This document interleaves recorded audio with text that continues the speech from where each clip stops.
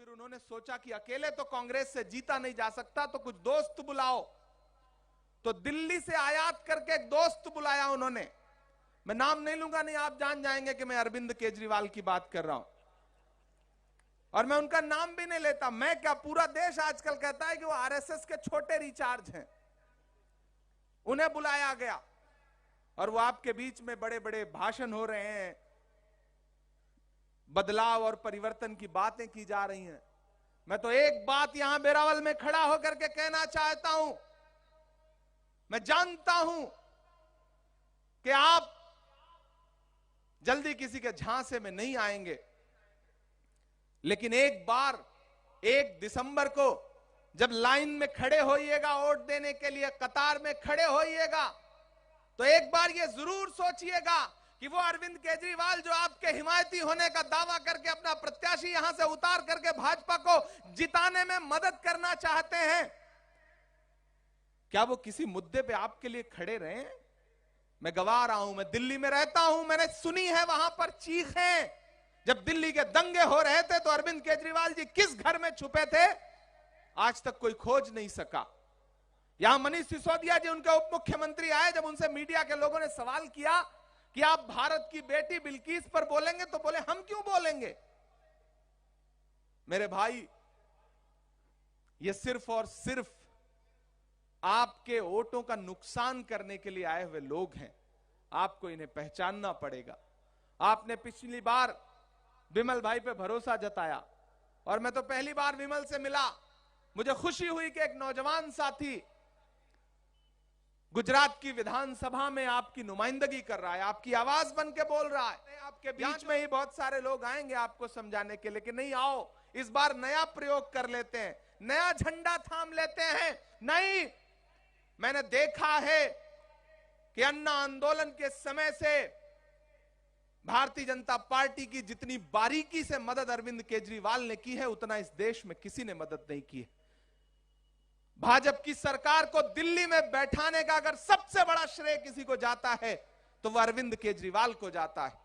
और मैं तो चश्मदीद हूं कि आम आदमी पार्टी बनने वाले जितने फाउंडर मेंबर थे, उसमें से कई लोग हैं जो अपने गुनाहों का प्रायश्चित करने के लिए राहुल गांधी के साथ कन्याकुमारी से यात्रा में साथ चल रहे हैं। आप विजुअल उठा के देख लीजिए, योगेंद्र यादव साथ चल रहे हैं। आप विजुअल उठा के देख लीजिए, प्रशांत भूषण साथ चल रहे हैं। आप विजुअल उठा के देख लीजिए, ऐसे तमाम नेता मिल जाएंगे जो आम आदमी की बुनियाद का पत्थर है।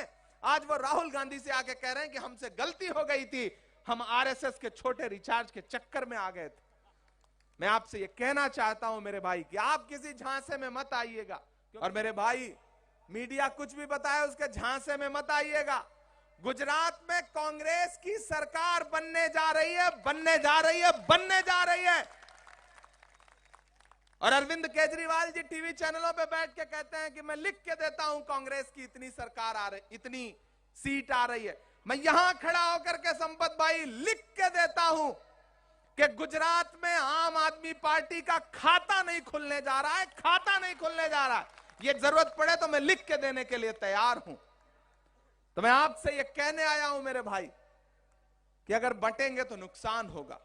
आपका एक भी वोट, अगर आपका एक भी वोट आपको गया तो समझ लीजिए कि भाजपा को गया। इसलिए खुदारा मेरी गुजारिश है, इस बात को याद रखिएगा कि बंटना नहीं है, बंटेंगे तो नुकसान होगा। एक मुश्किल दौर है, और इस मुश्किल दौर में आपने छोटी सी बात पर अगर बड़े मकसद का सौदा कर लिया तो आने वाली नस्लें आपसे पूछेंगी कि जब मुल्क बदलाव के मुहाने पे खड़ा था तब आपने क्या किया था। तब आप कहेंगे कि हम तो आपकी राह देख रहे थे, तो दिक्कत हो जाएगी। आपको समझना पड़ेगा। मैं इसलिए आपको आगाह कर रहा हूं क्योंकि मैं दिल्ली रहता हूं, मैंने देखा है कि बिल्किस का मुद्दा हो, जबान नहीं खुली केजरीवाल की। दंगे हुए, जबान नहीं खुली केजरीवाल की। मरकज पे एफआईआर करवाना था कोविड के दौरान, तो सबसे पहले प्रेस कॉन्फ्रेंस करके अरविंद केजरीवाल ने कहा कि मरकज पे एफआईआर किया जाना चाहिए। मेरे भाई, ये जो लबादा ओढ़ करके, ये जो आवरण ढक करके झूठे लोग आपके बीच में आए हैं, उनके झांसे में मत आइएगा। लेकिन हिमाचल में जैसे उन्होंने बोरिया बिस्तर बांध लिया हिमाचल प्रदेश में, वैसे ही पिछले एक हफ्ते में उन्होंने गुजरात का इलेक्शन भी लगभग छोड़ दिया है। अब लड़ नहीं रहे हैं, उनको समझ में आ गया है कि यहां कुछ है नहीं। गुजरात की आवाम बड़ी समझदार है। वो जो डायलॉग है ना कि गुजरात की हवा में व्यापार है साहेब, तो ये गुजरात है। वो व्यापारी बन के आपको यहां ठगने आए थे, उन्होंने देखा कि नहीं यार, यहां तो हमसे बड़े बड़े व्यापारी बैठे हैं। यहां का बच्चा बच्चा व्यापारी है। वो एक यहां के आपके इलाके का एक बच्चा जो है इंटरव्यू देने गया, तो सामने बैठे इंटरव्यू लेने वाले ने कहा कि अच्छा ये बताओ, जंगल में शेर आ जाएगा तो क्या करोगे? तो लड़का सोमनाथ का था, उसने कहा पेड़ पे चढ़ जाऊंगा। तो इंटरव्यू वाले ने कहा अच्छा तुम नदी पार कर रहे हो, वहां शेर आ जाए तो क्या करोगे? तो उसने कहा पेड़ पे चढ़ जाऊंगा। तो बोले यार तुम हर जगह पेड़ ला दे रहे हो। तो उसने कहा आप भी तो हर जगह शेर ला दे रहे हो, कहां से यहां पे शेर आ जाएगा? तो आप समझदार लोग हैं, इसलिए आम आदमी पार्टी के झांसे में आप आ नहीं रही है, बात उन्हें समझ में आ गई है। तो एक भी वोट अपना बर्बाद मत करिएगा।